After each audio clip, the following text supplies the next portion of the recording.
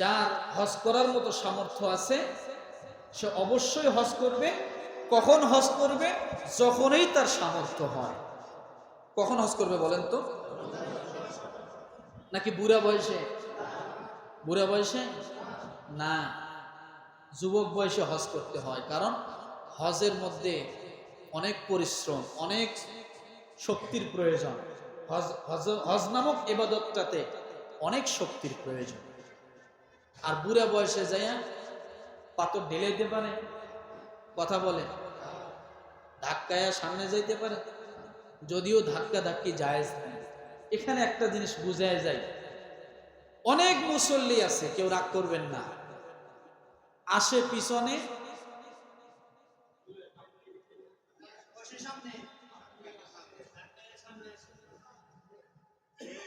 আছে না নাই? আছে না নাই? ওনারে থামাবেন, কি করবেন? ওনারে থামাইবেন, থামাইয়া জিজ্ঞাসা করেন আপনি সামনে যাইয়া কি করবেন? পিছনে নামাজ পড়লে আপনার নামাজ হবে না? তাহলে আপনি কেন সামনে এমনে এমনে যাইতেছেন? বলে সামনের কাতারে নামাজ পড়লে সওয়াব বেশি। কত সওয়াব? কত সওয়াব?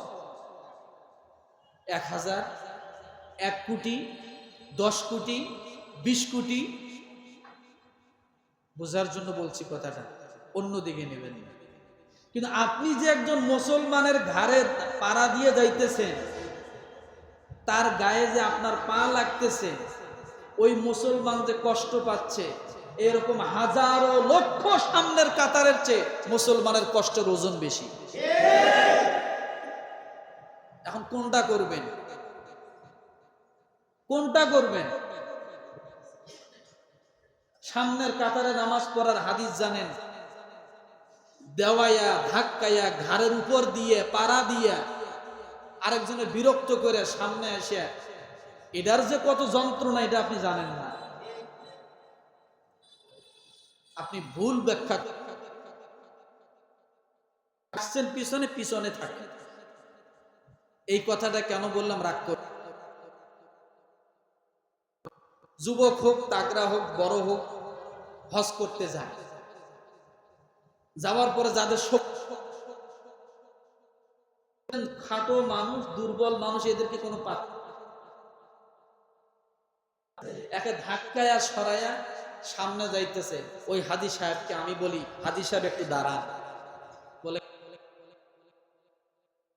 এগুলাকে ধাক্কায়া সামনে যাইতেছেন, উদ্দেশ্য কি? বলে হাজরে আসওয়াদ পাথর চুমা দেব। কি করব? চুমা দিলে কি হবে? কথা বলে না, জীবনের গুনাহ মাফ হবে।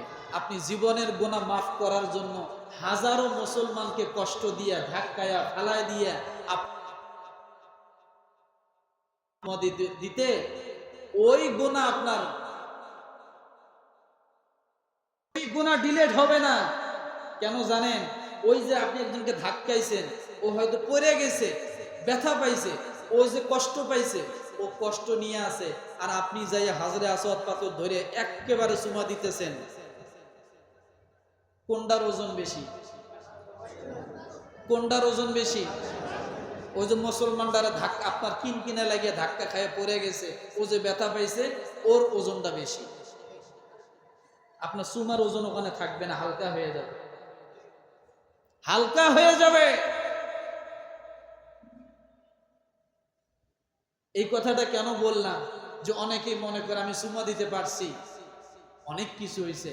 হ্যাঁ, যদি আপনি স্বস্তির সাথে চুমা দিতে পারেন, কাউকে কষ্ট না দিয়ে, তাহলে আপনার জন্য সেটা সঠিক। আর যদি কাউকে কষ্ট দিয়ে এরপরে আপনি চুমা দিতে যান, আপনার ওই চুমায় কোনো কাজে আসবে না। কারণ হজের সঠিক বুঝ ওইটাই, হজ মাবরুর যেটাকে বলে, সেটা হলো মানুষকে কষ্ট না দেওয়া আর গরিবকে খাওয়ানো। এটাই হলো হজে মাবরুরের একটা মূল উদ্দেশ্য। 1 নম্বর উদ্দেশ্য মানুষকে কষ্ট কি না দেওয়া। কিন্তু আমরা ভুল ব্যাখ্যা করি, আমরা ভুল ব্যাখ্যা করি। করা দরকার কোনটা, করি কোনটা। আল্লাহ রাসূল সাল্লাল্লাহু আলাইহি ওয়াসাল্লামের হাদিস আছে যে তুমি জামাতে নামাজ ধরার জন্য গেছো, যাওয়ার পরে দেখো জামাত শুরু হয়ে গেছে, তুমি যায় জামাতটা পাওনি, সে কি জামাতের সব পাবে না ভাই? কথা বলেন না, পাবে না? পাবে। এখন এই একই ব্যক্তি যদি জামাত ধরার জন্যে রাস্তায় দৌড়ানো শুরু করে আর মানুষের মনে করেন গায়ের মধ্যে কাদা টাদা মাখাই দিয়ে আসলো, ধুলার মধ্যে ধাপ ধাপ করে পাড়া দিয়ে দৌড় দিল, মানুষের গায়ে পায়ে ধুলা বলল, এরপর উনি একটা দৌড় দিয়ে এসে মসজিদে এসে জামাতে আল্লাহু আকবার, কোনটা সঠিক? এইটা চাইছে আল্লাহ? রসুল কি এটা বলছে? বলে না, এরকমটা করার কোনো দরকার নেই। যদি এইটাই হয় তাহলে আপনি ইসলামটাকে সব জায়গায় ভালোভাবে ব্যবহার করেন, উপস্থাপনটা ভালোভাবে করেন, খারাপভাবে করবো কেন? হজে যাইয়া কেন তাড়াহুড়া, হজে যাইয়া কেন পারাপারি, নামাজে আসার পর পিছনের কাতারে এসে সামনে কেন আগানোর এত তাড়াতাড়ি? আপনি পিছনেই পড়েন না, আপনি এখন পুরো জামাতেরই শক্ত পাবেনই। কথাটা বোঝেন নাই মনে হয়? এগুলাতে কি অনেকেই বেজার হন? এই কথাগুলোই বেজার হন না? বেজার হওয়ার কিছু নেই, এটাই সঠিক। আপনার মন মতো ইবাদত করলে সেটা তো ইবাদত না, সেটা আপনার মনের তাবেদারি, শয়তানের তাবেদারি।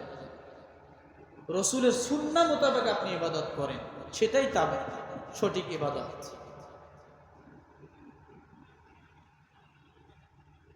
সেটাই কি সঠিক ইবাদত। আমার ভাইয়েরা, তাহলে হজ করবো কি শেষ বয়সে না শুরু বয়সে? যুবক বয়সে, যখনই